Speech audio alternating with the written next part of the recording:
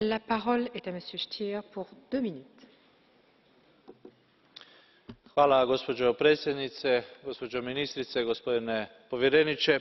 Evo, čuli smo da postoje različite razine, različiti pogledi oko toga koja je razina ambicija ovog samita, ali ako postoji konsenzus oko jedne stvari ususret ovome samitu u Istanbulu, to je činjenica da svjetski humanitarni sustav je preopterećen, da kronično manjka sredstava za ispunjenje svih humanitarnih potreba.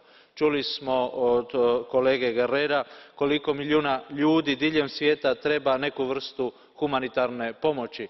Znamo da danas imamo više izbjeglica u svijetu nego što je to bilo neposredno nakon Drugog svjetskog rata.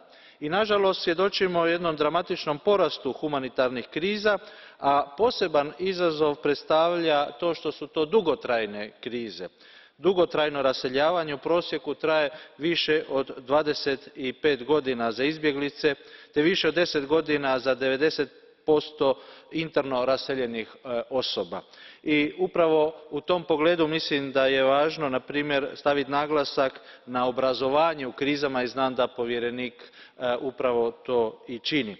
U tim dugotrajnim krizama samo sustavom humanitarne pomoći ne mogu se zadovoljiti sve potrebe. Prisilno raseljavanje nije samo dakle humanitarni izazov, to je i politički i razvojni i gospodarski izazov. Mislim da imam 2 minute, ako se ne varam, oprostite predsjednice.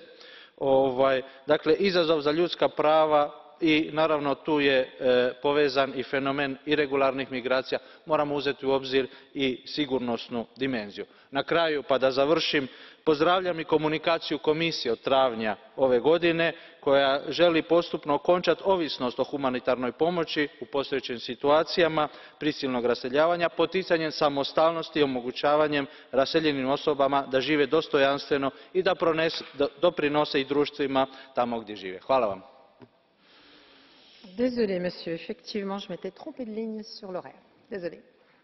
Madame Costa, 1 minute.